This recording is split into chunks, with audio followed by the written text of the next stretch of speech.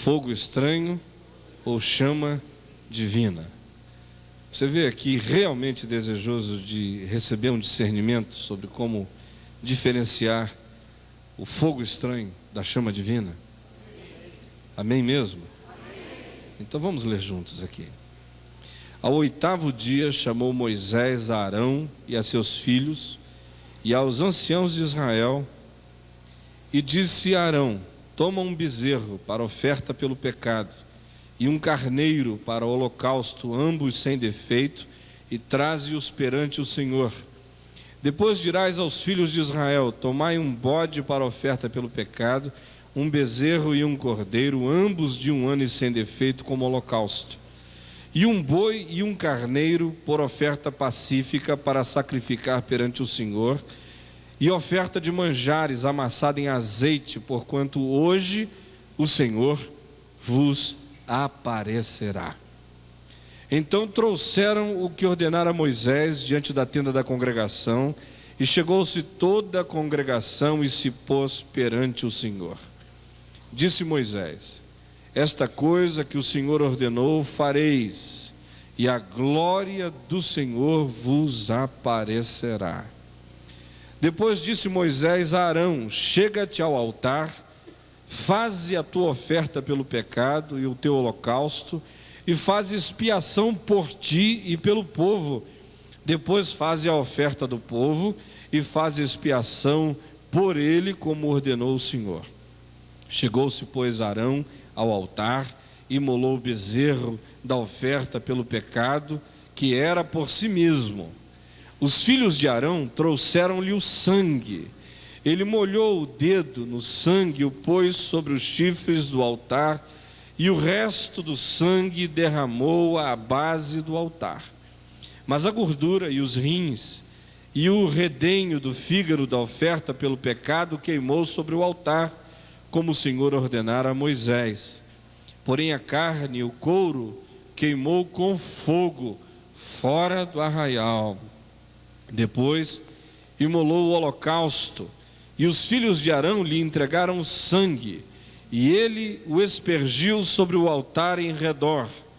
Também lhe trouxeram o holocausto nos seus pedaços com a cabeça, e queimou-o sobre o altar, e lavou as entranhas e as pernas, e as queimou sobre o holocausto no altar. Depois fez chegar a oferta do povo, e tomando o bode da oferta pelo pecado, que era pelo povo, o imolou e o preparou por oferta pelo pecado, como fizera com o primeiro. Também fez chegar o holocausto e o ofereceu segundo o rito. Fez chegar a oferta de manjares, e dela tomou um punhado e a queimou sobre o altar, além do holocausto da manhã. Depois imolou o boi e o carneiro em sacrifício pacífico, que era pelo povo. E os filhos de Arão entregaram-lhe o sangue, que aspergiu sobre o altar em redor, como também a gordura do boi, do cordeiro, do carneiro, a cauda, e o que cobre as entranhas, e os rins e o redenho do fígado. E puseram a gordura sobre o peito, e ele a queimou sobre o altar. Mas o peito e a coxa direita Arão moveu por oferta movida perante o Senhor, como Moisés tinha ordenado. Depois Arão levantou as mãos para o povo e o abençoou, e desceu, havendo feito a oferta pelo pecado e o holocausto e a oferta pacífica. Então entraram Moisés e Arão na tenda da congregação, e saindo abençoaram o povo, e a glória do Senhor apareceu a todo o povo. E eis que, saindo fogo de diante do Senhor, consumiu o holocausto e a gordura sobre o altar, o que vendo o povo, jubilaram e prostraram-se sobre os seus rostos. Nadab e Abiú, filho de Arão, tomaram cada um seu incensário, e puseram neles fogo, e sobre este incenso, e trouxeram fogo estranho perante a face do Senhor, o que lhes não ordenara. Então saiu fogo de diante do Senhor, e os consumiu, e morreram perante o Senhor. E falou Moisés a Arão: isto é o que o Senhor disse: mostrarei a minha santidade naqueles que se chegam a mim, e serei glorificado diante de todo o povo. Porém, Arão se calou. Ó Pai, nós também nos calamos diante de Ti nesta manhã, e queremos agora ouvir a Tua voz. Eu me sinto absolutamente inadequado para ser portador da Tua voz. Por isso eu peço que Tu nos cubras e nos laves e nos purifiques com o sangue do Cordeiro, não só a mim, mas a todos os que aqui estão. E eu peço que não nos falte a capacidade de perceber, de discernir a voz que virá de Ti e que será sutilmente transformadora. Dá-nos a capacidade de discerni-la agora. Nós pedimos que seja assim, em Teu nome, Jesus. Amém. Podem sentar-se.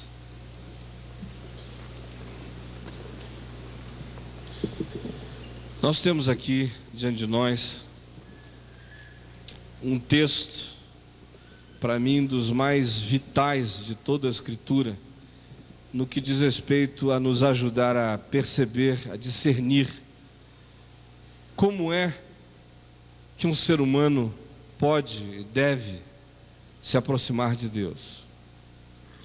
Esse é um texto do fogo, porque o fogo é usado para queimar entranhas de holocaustos, é usado para queimar ofertas perante o Senhor.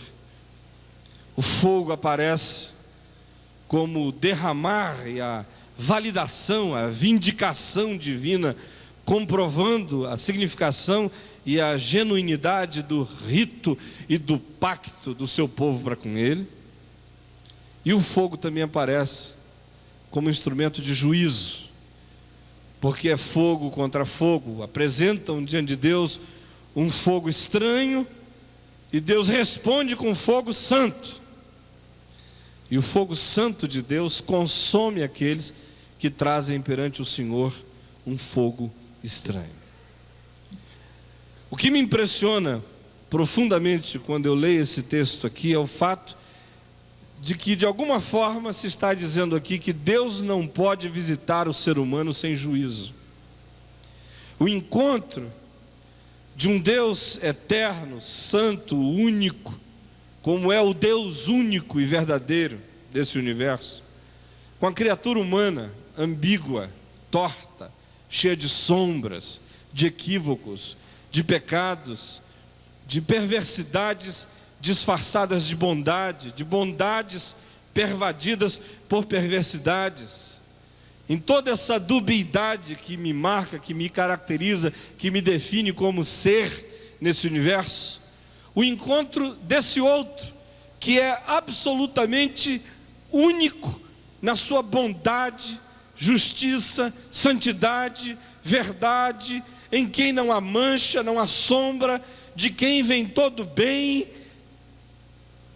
Quando ele se encontra com um ser como eu, esse encontro só pode significar crise para mim, só pode significar juízo para mim, a menos que de alguma forma ele mesmo interponha entre mim e ele alguma coisa que seja anteparo fundamental, que me permita colar nele sem ser queimado pela santidade dele, porque existe uma contradição inerente entre o meu ser ambíguo, manchado, sombreado, e a luz absoluta que ele é. E é por causa disso, desde que nossa tortuosidade se manifestou assim, em algum lugar no passado, no Éden, é que Deus, ao se aproximar de nós, se aproxima com sangue, com expiação, com pagamento da dívida, com a afirmação de que a minha vida tem que ser coberta por vida, que o meu sangue, que é a própria marca da minha existência animal e almal neste planeta, tem que receber expiação e justificação de sangue. até o dia quando essas simbolizações todas ganharam sua concreção, sua materialização, sua corporificação definitiva no Cordeiro de Deus que tira o pecado do mundo, o Senhor Jesus Cristo. Mas sem esse sangue, o encontro de Deus comigo significa juízo. E nesse texto a gente vê isso com extrema clareza. Porque Moisés diz: o Senhor quer vos aparecer. Santifiquem-se porque Ele vai chegar. E aí a gente imagina que o processo de santificação significaria um processo de ascetismo, de limpeza, de lavagem, de afastamento e distanciamento geográfico daquelas que seriam as centrais de poluição do planeta. Mas não é nada disso. Quando ele diz: o Senhor quer vos aparecer, ele introduz Arão e o povo de Israel não num processo de distanciamento da vida, mas num mergulho dentro do Espírito da graça e da justificação. Aí ele diz: olha, você vai em primeiro lugar apresentar diante de Deus oferta pelo pecado. Depois vai fazer o holocausto da celebração do encontro. Depois você vai trazer a oferta pacífica, que define agora a paz da consciência no encontro com o Eterno. E depois você vai trazer a oferta de manjares, que é essa possibilidade da alma comer com Deus, comer de Deus, provar de Deus, saborear a Deus. E aí Arão começa os ritos.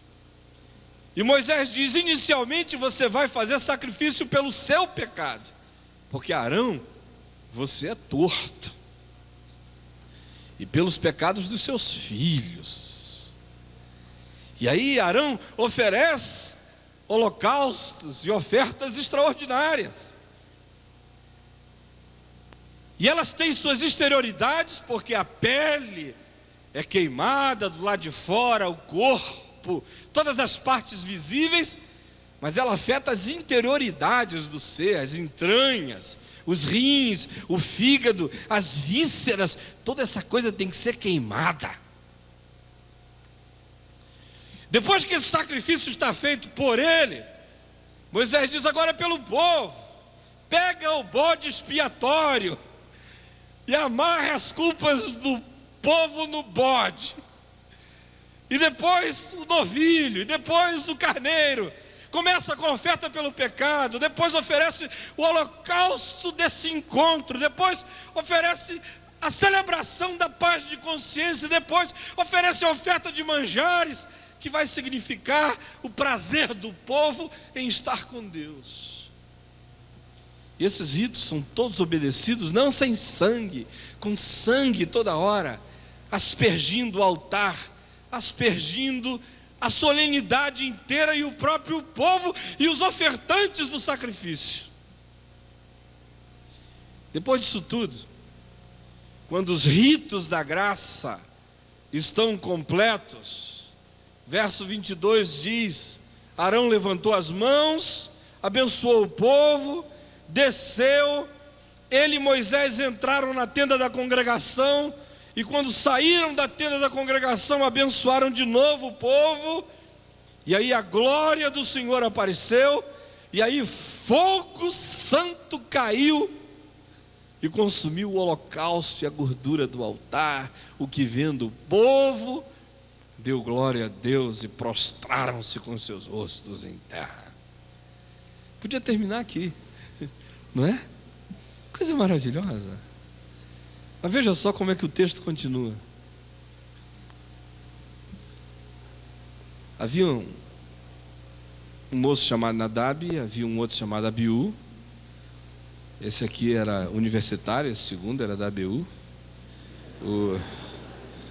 E Nadab e Abiú.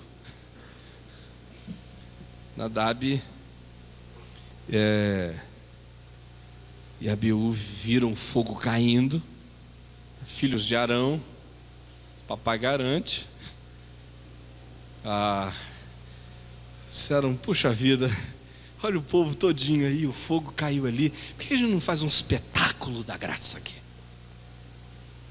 Isso um pouco de marketing religioso não faz mal a ninguém. Aí o Nadab disse assim, Abiú, ali atrás da tenda do seu Jacó, eu vi um churrasco sendo feito ainda agora, tem fogo lá. Aí ele disse, então tá bom, vamos pegar os nossos incensários. Eles também estavam com óleo derramado sobre a cabeça. Pegaram seus incensários, correram lá, pegaram fogo, colocaram ali nos portadores de chama do incensário, e lá vieram eles, marchando felizes da vida. Aleluia! Fogo! Fogo! Fogo! Foram os primeiros botafoguenses queimados em praça pública. O pastor Antônio Carlos está aqui, ele é botafoguense, e eu também. De vez em quando ele me telefona, diz, pastor, vamos para uma reunião pentecostal com 50 mil irmãos? Só reunião pentecostal aquela, fica todo mundo assim, fogo, fogo. Eu digo, hoje eu não tenho tempo para ir para o jogo do Botafogo hoje. Ele disse que ele é botafoguense por causa disso. É um público pentecostal, e ele é bem pentecostal, gosta de fogo. O problema é que nós quase sempre saímos do estádio queimados. É a síndrome do Nadab e do Abiú. Então eles chegam e trazem esse fogo que eles escolheram em algum lugar, no caminho, na passagem, apenas para manter o povo entretido, apenas para manter o fluxo do divino, do sagrado, caminhando, apenas para que houvesse algum tipo de contribuição, para que adereços novos fossem introduzidos na simplicidade da ação divina. E quando eles vêm com toda essa coreografia nova, com ritos não estabelecidos, com movimentos que Deus não conhecia, com um fogo que não tinha sido consagrado e que não teria sido jamais o objeto de uma passagem por todos os ritos da graça, mas apenas um elemento achado em algum lugar e trazido daquele lugar para essa celebração santa de Deus, sem permissão para que ali estivesse. Deus derrama fogo do céu, que cai sobre Nadab e Abiú. Os coitadinhos estavam cheios de óleo perfumado. Eles tinham sido ungidos com óleo sacerdotal, então pegou fogo, foi uma beleza. Tochas vivas, coitados. Aí Arão vendo os filhos queimar. Os filhos queimando, pai, morreram perante o Senhor. Quantos têm filhos aqui? Quantos têm filhos crentes aqui? Quantos têm filhos pastores aqui? Quantos têm filhos que você gostaria que fossem muito dedicados às coisas de Deus? Então pensa no teu filho queimando assim diante de você.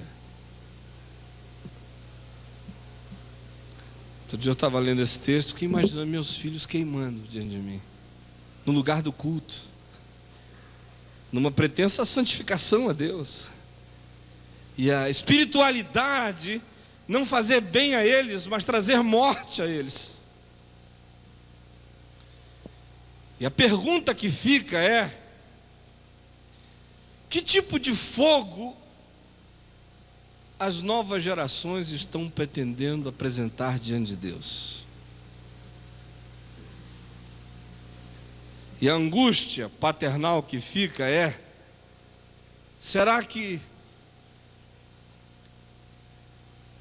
eu estou criando na mente dos meus filhos a ideia de que Deus não é Deus, de que a graça não é graça, de que o sangue não é tão importante, de que a cruz não é essencial?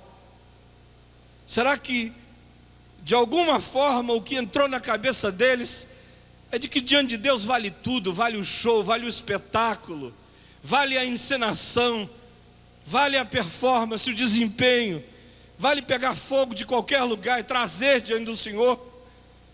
E será que de alguma forma isso tudo não está acontecendo na construção de uma espiritualidade que, ao invés de chamar para a gente a glória de Deus, chama para nós o juízo de Deus?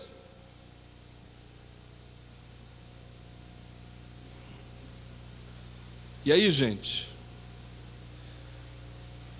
olhando de novo para essa passagem da Escritura, fica na mente da gente o fato esmagador de que o fim dessa história revela duas possibilidades apenas de manifestação da minha existência perante Deus. A primeira é de aceitação divina. Eu posso mergulhar num projeto de espiritualidade que não é perfeito, que não implica em afastamento da vida, que não se oferece a si mesmo como referência de coisa alguma, mas que no final de tudo é radicalmente aceito, abraçado, incluído, acolhido, vindicado, afirmado, validado e legitimado por Deus, porque é uma espiritualidade que viaja sob o sangue da expiação.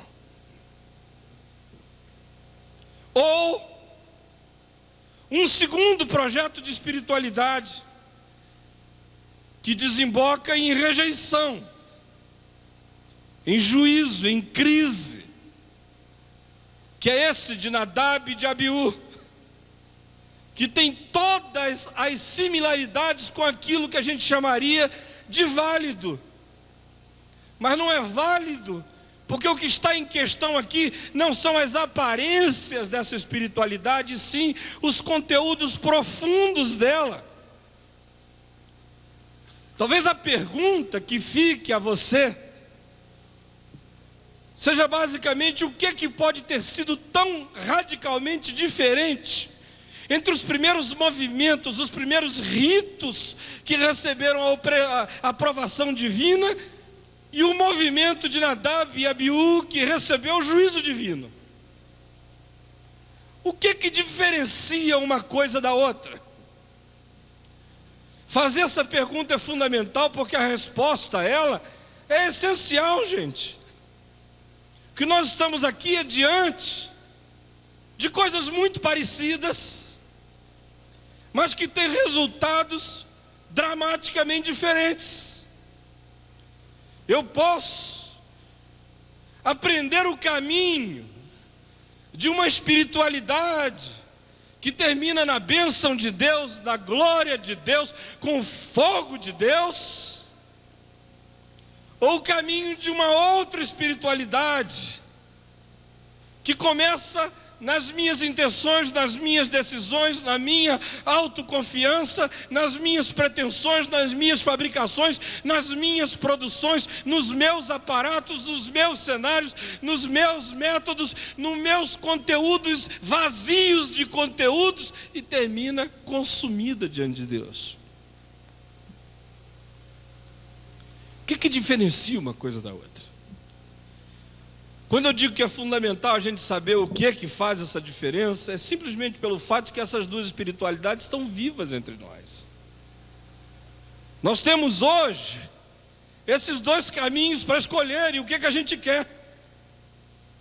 Se nós queremos fazer opção pela via dos ritos da graça, ou se nós queremos fazer opção pela espiritualidade da nova era, espiritualidade do homem, a espiritualidade das minhas fabricações, das minhas criações, da minha autoconfiança, das minhas invenções, da minha afirmação e de mim mesmo.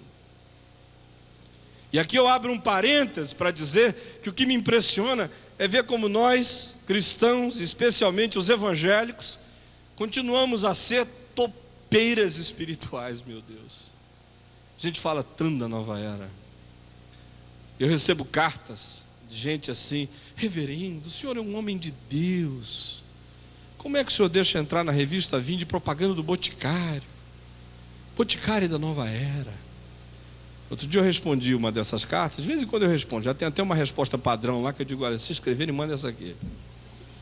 Mas outro dia veio uma tão engraçada que eu respondi: ó, eu deixo porque é cheiroso, eu gosto de cheiro, Boticário cheira bem. Irmã, a senhora conhece o dono do lado? Não, não conheço, nunca ouvi falar e tal. Recebi outra carta em resposta. Mas em algum lugar disseram que é, e no meio evangélico não vale a verdade, vale a versão. No nosso meio a gente devia dizer assim: eu sou o atalho, a versão e a imitação. Se chega ao pai ou não chega, não faz mal, mas se fizer de conta já está bom. Porque é do jeito assim que as coisas estão. E enquanto a gente fica pensando nessa nova era que a gente vai amarrar, a nova era está aqui dentro da igreja. Está aqui dentro. O que você acha que a confissão positiva é? É nova era pura e simples. Um monte de coisa que a gente engole, que a gente aprova, que a gente celebra, está aqui dentro. Tem até um livro, Evangelho da Nova Era, né? Escrito pelo pastor Ricardo Gondim. Quem viu a entrevista das páginas azuis da revista Vinde do irmão do Romero, Paulo Romero, ele também dá uma cacetada de frente violenta nisso aí. Fecha o parênteses. Então discernir isso aí é fundamental para que a gente defina que tipo de espiritualidade é a nossa e o que a gente quer como resultado dessa espiritualidade para a nossa própria vida. O que torna esses dois projetos tão diferentes? Em primeiro lugar, pense em quais são as características do fogo que vem de Deus. Quem gosta de fogo de Deus? Amém? Você gosta de fogo de Deus? Amém? Eu me lembro que a gente cantava com ninguém detém, é obra santa, ninguém detém, é obra santa, nem Satã nem o mundo inteiro podem apagar este ardor. Ninguém detém, é obra santa, esta obra é do Senhor. Quanto tempo faz que você não canta a obra santa? Que o fogo hoje é outro.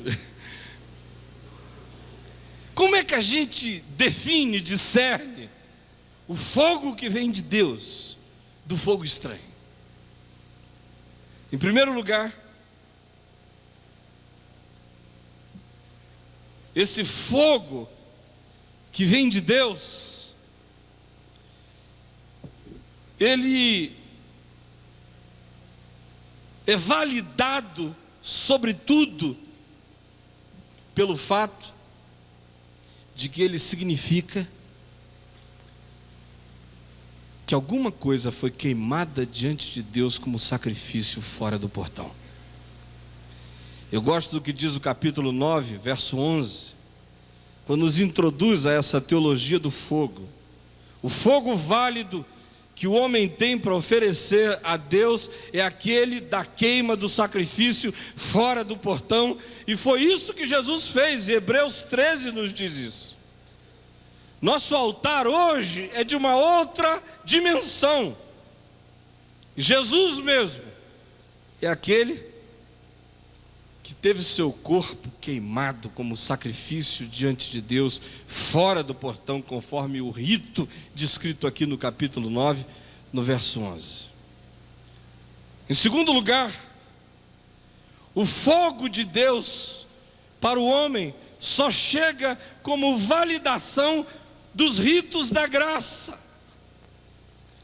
Não há nenhum fogo legítimo, genuíno diante de Deus que chegue a nós fazendo bem, que possa ter acontecido como um fogo que aconteceu antes dos ritos da graça se consumarem na nossa vida. Fogo de Deus sobre nós que chega anterior aos ritos da graça é sempre fogo de juízo. Observe os movimentos todos que acontecem aqui. Arão oferece sacrifício por si mesmo, pelos seus filhos, oferece sacrifício pelo povo, ele traz diante de Deus a confissão da sua culpa, do seu pecado, oferece holocaustos que celebram o pacto da misericórdia divina. Aí ele fala de paz, de encontro, de uma consciência tranquila diante de Deus. Por último ele diz: tua presença e a relação contigo é ceia, é comunhão, é encontro. E é só depois disso que a bênção de Deus vem, a glória de Deus se manifesta e o fogo de Deus cai. Em outras palavras, o que está dito aqui é que o Calvário vem sempre antes do Pentecoste. O que está dito aqui é que não há nada que venha a mim neste mundo que não seja graça de Deus. O que está dito aqui é que eu não sou só salvo pela graça, eu sou santificado pela graça, eu sou ungido pela graça, eu sou revitalizado pela graça, eu sou qualificado pela graça. Não há nada em mim que possa acontecer que não seja subproduto da ação da graça de Deus anterior, me preparando para toda e qualquer manifestação de Deus na minha vida. Nada. Não há nada em mim que possa crescer diante de Deus e que não seja, sobretudo, o resultado do fato de que o sangue está entre mim e o Senhor. Em outras palavras, o que se está dizendo aqui é que Pentecostes sem sangue é apenas circo carismático. O que se está dizendo aqui é que fogo sem cruz é apenas pirotecnia religiosa. O que se está dizendo aqui é que toda e qualquer manifestação de espiritualidade que não esteja centrada na cruz, que não comece na cruz, que não viaje na cruz, que não se conclua na cruz e que não se glorie na cruz, é qualquer outra coisa, é espiritualidade de Nadab e de Abiú, mas não é espiritualidade que vai receber a validação do fogo genuíno e santo de Deus. Isso começa com sangue e termina no sangue.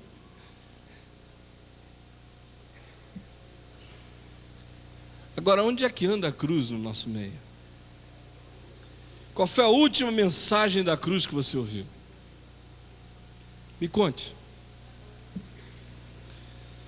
Faz tempo que eu não ouço falar de arrependimento. Faz tempo que eu não ouço falar da centralidade da cruz do Senhor Jesus. Faz tempo que eu não ouço falar de nada disso. Quais são os grandes temas da nossa espiritualidade hoje? Você pode, você tem o poder, você declara, você libera, você solta, você prende, você conquista.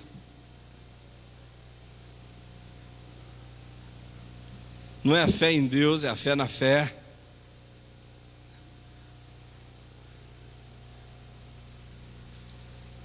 E a cruz está exilada da nossa espiritualidade. Sangue de Jesus virou, no máximo, uma confissão mágica anterior a um estar amarrado. O sangue de Jesus não purifica mais de todo pecado. O sangue de Jesus agora é corda, só para amarrar.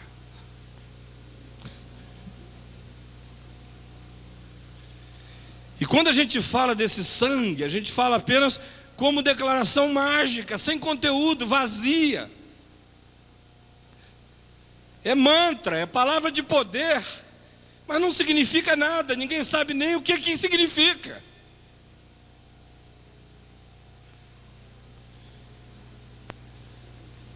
Eu, quando leio isso aqui e fico pensando na importância que Deus deu a essa preparação, você veja que a descrição do fogo é um versículo e caiu o fogo. Agora vê o tempo todo que se fala em sangue derramado, em holocausto feito, em oferta diante de Deus, em encontro, em reconciliação, em intestinos queimados, em vida que é invadida, perscrutada pela graça, em todas as partes e dimensões do ser, abraçados por essa graça de Deus, não deixando nada fora. E o fogo vem depois como uma descrição do final, como adorno a uma vida que viajou nos ritos da graça. A conclusão disso é que não há nenhum fogo aceitável diante de Deus que não seja o fogo divino que vem como afirmação divina, a significação da cruz. Quando isso acontece, o resultado é absolutamente natural. Depois da cruz, permaneçam na cidade até que do alto sejais revestidos de poder, porque o fogo vem. Depois da cruz, o Pentecoste acontece. Agora, Pentecoste sem cruz é carnaval de uma espiritualidade sem paixão por Deus, sem consciência, sem gratidão pela reconciliação e sem dependência radical de Deus. Pentecoste sem cruz é simplesmente a produção de um show de impressões sobrenaturais, mas que não nos encontrou de joelho em oração, como Pentecoste encontrou aqueles que tinham caminhado do Calvário até aquele dia.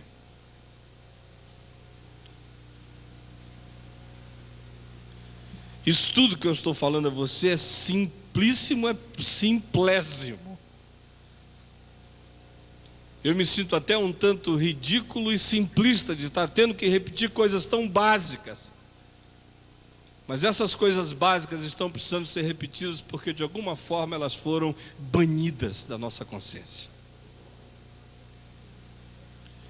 Não há, portanto, nenhum fogo aceitável diante de Deus como fogo divino que não seja a afirmação divina, a significação da cruz na nossa vida. Aí quando acontece, o que se segue é natural. Abençoou o povo, a glória apareceu e o fogo do Senhor caiu no altar. Agora, isso aqui é complicado, porque isso aqui é genuíno, e o que é genuíno a gente não controla.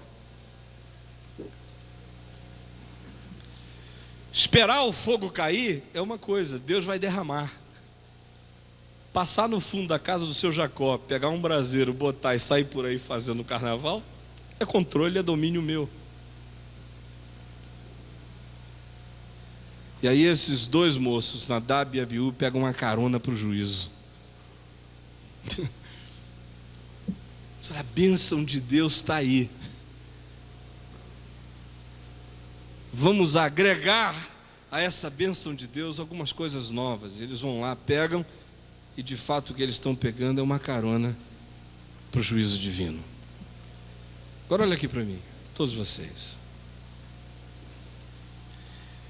O quanto no seu coração que o que está prevalecendo é a espiritualidade Nadab de Abiú, e não essa espiritualidade da cruz e do sangue, da graça. Eu vejo todo dia gente muito boa embarcando na espiritualidade do Nadab e do Abiú. É tão mais fácil, toma tão menos tempo. Não tem que fazer viagens para dentro, não tem que queimar o intestino com fogo.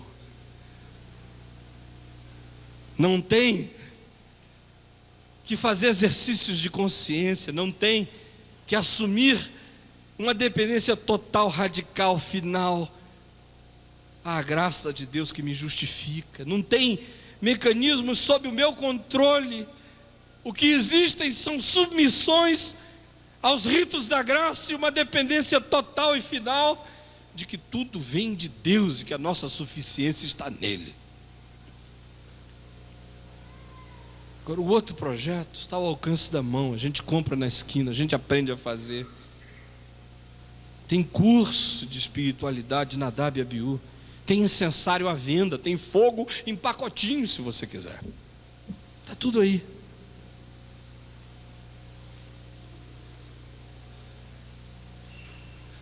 Eu só estou pedindo a Deus que me livre de ver meus filhos se tornarem vítimas dessa espiritualidade, queimarem diante de mim em praça pública. A responsabilidade que eu e você temos hoje é por nós mesmos e pelas próximas gerações. Do que a gente quer? A gente quer ver uma geração ardendo com o fogo de Deus, ou a gente quer ver gente incendiada com os fogos artificiais da pirotecnia de uma espiritualidade que Deus vomita em cima? Isso aqui é coisa séria, porque esse fogo que cai de Deus e queima a Nadab e Abiú é um vômito divino. Isso é um Deus nauseado, um Deus que diz: chega, eu não aguento esse negócio. E parece que lá no fundo é isso que Jesus diz aos fariseus e aos saduceus, quando afirma que ele preferia o convívio das prostitutas e dos publicanos. Porque eles são pessoas que sabem que estão tão nus diante de Deus, que eles se aproximam de Deus ou debaixo do sangue, ou curvados diante da cruz, ou com consciência total de que não seja a misericórdia de Deus, eles não têm nenhuma chance de sobrevida diante do Eterno, que eles não ousam trazer coisa alguma a não ser um clamor de misericórdia. Mas vocês, fariseus, saduceus, vocês aprenderam a acender o fogo, vocês aprenderam a fabricar incensário, vocês desenvolveram a espiritualidade do domínio e do controle de vocês, vocês determinam, vocês declaram, vocês são os donos disso. Eu estou assistindo, eu só vou onde vocês me mandam. Vai lá, Deus, eu vou. Fica quieto, Deus, eu fico. Fala, Deus, eu falo.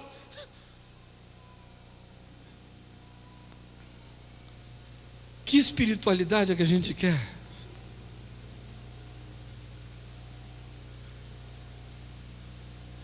Hoje à noite eu vou continuar nesse texto e amanhã de manhã também. Mas eu queria deixar uma coisa na sua mente para hoje à noite. Observe a versão de Gálatas em linguagem levítica. Vós começaste no espírito e vos aperfeiçoaste na carne.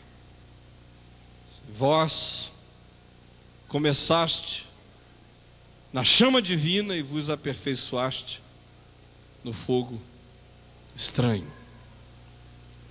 E o caminho sutil que nos leva da chama divina para o fogo estranho e o discernimento necessário que a gente tem que fazer para perceber o quanto que dessa mecânica do fogo estranho já existe dentro de nós. Vamos ficar todos em pé e vamos ter um momento de oração juntos.